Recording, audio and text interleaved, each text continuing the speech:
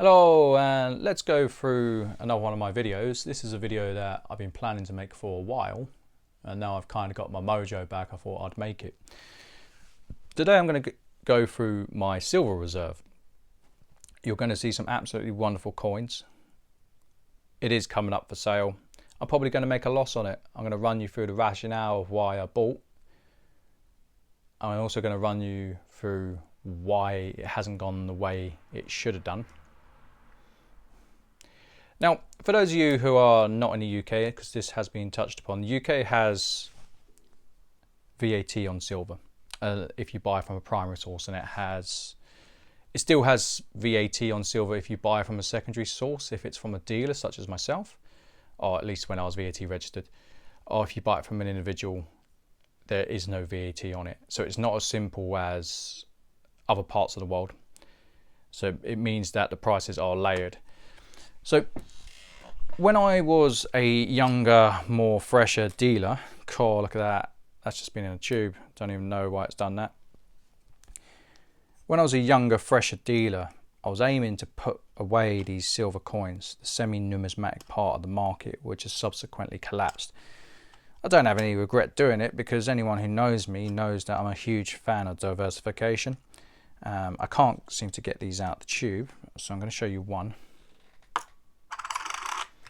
And I made it my aim to pick up these semi-numi coins what I thought would be good value moving forward. And I'll go through each series and why I did that. So these were some of the best rounds ever made. Best coins ever made. They are stunning, and they were really popular. But trends change. So where someone will pay good money for this, like in the past when I was a younger dealer, someone would pay 60, 70, 80 quid for a 1 ounce round. And many rounds were 1 ounce coins, sorry. And many coins would hold their own. The Spider-Man coin, £100 plus. The Griffins, £120 plus, 2 ounce Griffins. The Dragons, £100 coin. And these days, you just don't really see it that much. Those high premiums have drifted down, rightly or wrongly. So I probably will make a loss. But in terms of these, I was thinking, oh, CGT-free coins. Robin Hood's very popular. I bought a roll of Star Wars. Now, I didn't buy from APMEX. I don't import from the States myself. So someone's bought these from APMEX and they've come across me. And I just thought, I'll take a chance on that. I think they owe me 30 quid a coin. Am I going to get 30 quid a coin? I don't know. Probably not. I think I tallied it in my head. I might lose £500 on my reserve, which it just doesn't matter anymore. I'm above what I need. Doesn't really matter. I do like the crossover coins such as Star Wars, but I don't think it's going to work. They're just overproduced, which is a real shame. I think had they stuck it to say one a year, I think the premiums would have held. And actually, I think the premiums would have held pretty easily, because at one a year, you give the collector a chance to actually build it at a cost-effective rate. If you put out 4, 5, 6 a year, it's hard. I don't know why I bought these. Is it John Wayne, I think? Yeah, John Wayne. These would be a hard sell. I'm pretty sure I paid quite a premium for these.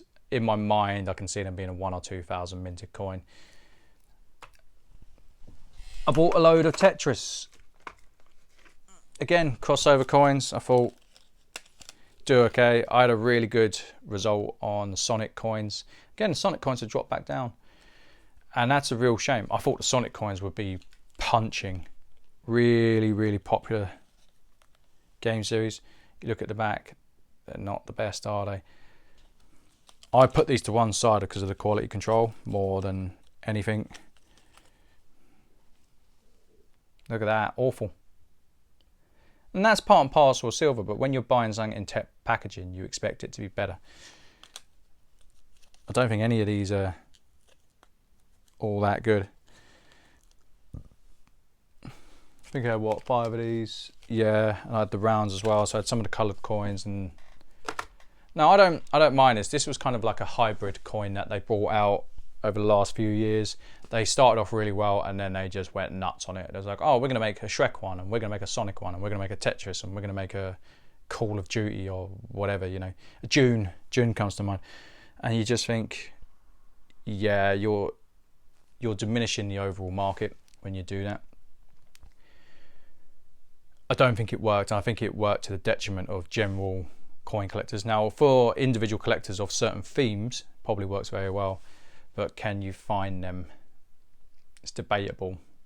Like, are you gonna, for example, Tetris, are you gonna spend 40, 50 quid on a coin? Or do you want to buy some official merchandise? I don't know. Like, in terms of like gameplay or figurines, I'm not sure on that one. Back then I thought it was a no-brainer. It's clear to see that even though I am professional and I'm very good at my job, I do make errors. Bought some swans. Again, these were a big thing that they rose up in price. They've come back down. You know what? Let me get the spreadsheet up. I can tell you what I paid because I've got my laptop on the side. Right. A few of you are going to have your jaws on the floor.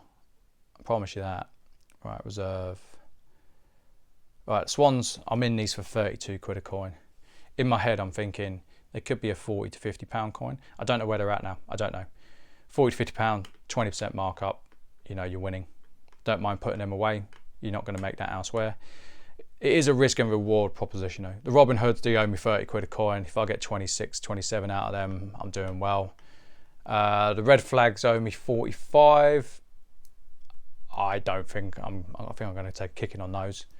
John Wayne's, what did I pay for them? 30 quid on the John Wayne's. Might get my money back. I got a porcupine. I paid 30 odd quid for this. God, this is awful. This is probably going to be a 26, 27 pound coin. Yeah. The Tetris, I'm in for 30 quid. Actually, I'm in for 29, 25 a pop. Right, let's see what else I've got. These will do well, actually. If anything, these might be a saving grace. I think these will do very well.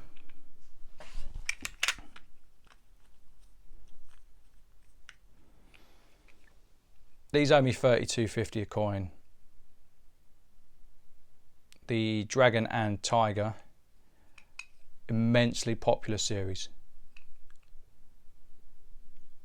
I don't know what the prices are for any of this, but I would have a stab and say this is a 40 to 50 pound coin.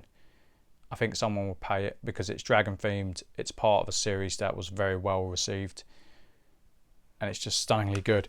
So I've got 6 of these, bit by bit. We're not talking crazy amounts of silver here, by the way. So I did have a good trim. I was keeping these and keeping these and keeping these because I was making the money. And I didn't need to kind of address the problem that I might be taking a loss on it. And now I'm kind of winding things down.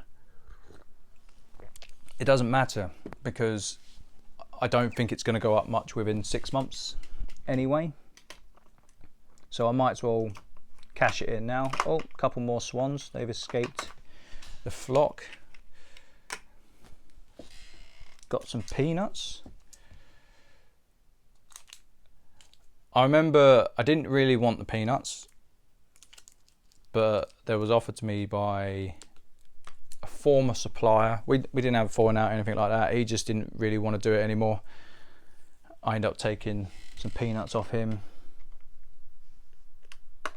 Got some Germania. I don't know what these owe me 35 a coin. I'm not going to get that back. I doubt it anyway. These come with COAs. Wonderfully made coins. They are wonderful. I'm not going to dispute that. Probably not going to get my money back. That's okay. So I've got, 5 of them. The caps are really strange on those. I'm not a fan of them. They're kind of flat on one side and concave on the other, which I don't really like that. It feels weird in the hand. Can't fault the coin though. I've got What else do I have in my box of tricks? Oh, I got some Mickey Mouse. I didn't. Hang on, Mickey Mouse. This one. You know what? I don't even have these on the spreadsheet. Look at that. That's not good, is it? These have just been stored in a monster box as well. Crazy. I've got 5 of these. They don't seem to be on the spreadsheet. Oh, have I put them on something else? Oh, I know what I've done. These have gone under peanuts. Okay. That makes sense. So more peanuts. Yeah, okay. The Mickey Mouse have gone under peanuts. These might do okay. I think the Mickey Mouse has been done to death. Annoyingly, they made some really good things. Like when I was first coming through, they held their prices. They were really strong, and then they just went a bit nuts. I think when they started putting Pluto on the coin, that's when we were having issues. They should have just kept to the original. There were some really cool half-gram gold coins that did incredibly well. But now everything's mass made. Now I don't mind that this video is going to go on a bit longer, because I do want to talk about the rationale for why it's gone the way it has as well. So if it ends up being a 15-20 minute video, I'm actually at peace with that. So last but not least, I've got some Tetris coins. These, look at that, awful. Can't do anything with that. Oh, tell a lie. That's on the capsule. I can. Ta-da! Magic! Oh, it's just on the caps. Okay.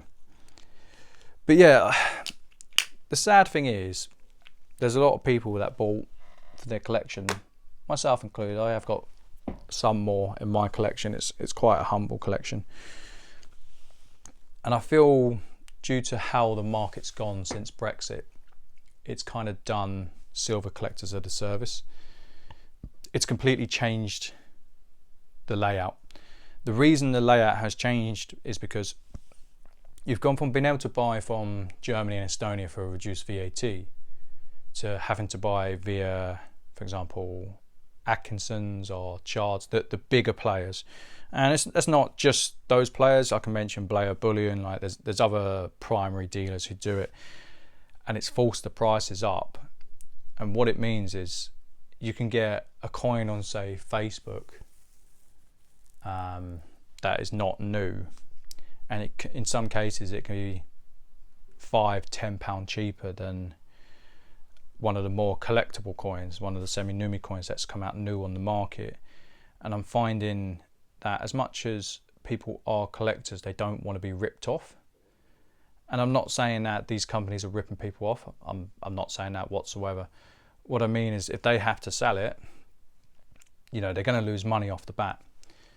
And I think people have kind of wised up to that.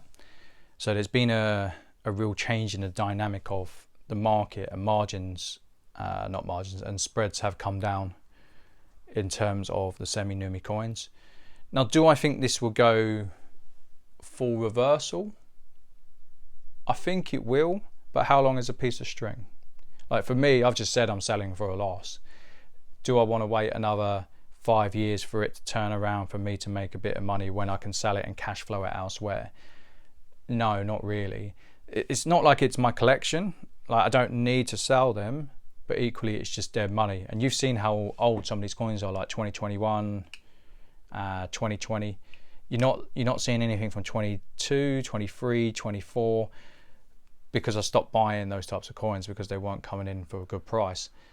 And I think that market will flip around again, but you need to make a conscious decision between it being worth it to hold on in terms of an investment case, if it is an investment case for you, or just re-rolling the dice. And for me, I think re-rolling the dice is how it's going to be. Now, in terms of this batch, I've just looked at my numbers. I said I think I was going to be down about 500, but looking at it, I think I'm going to be down about 300 in total. So about 12% I'm going to lose on this, plus my time. which is probably more valuable than that, and that's fine. So yeah, I just wanted to go through some silver coins, why the market's kind of changed. I hope you've enjoyed the video. It is slightly longer than the usual one. These will be for sale, but I need to price them up, and I've got other things to do first. So yeah, if anyone wants some of this, you know how to message me by now. It's not a sales channel, but equally, I don't have the time to go through everything I have. So take care, guys. Bye.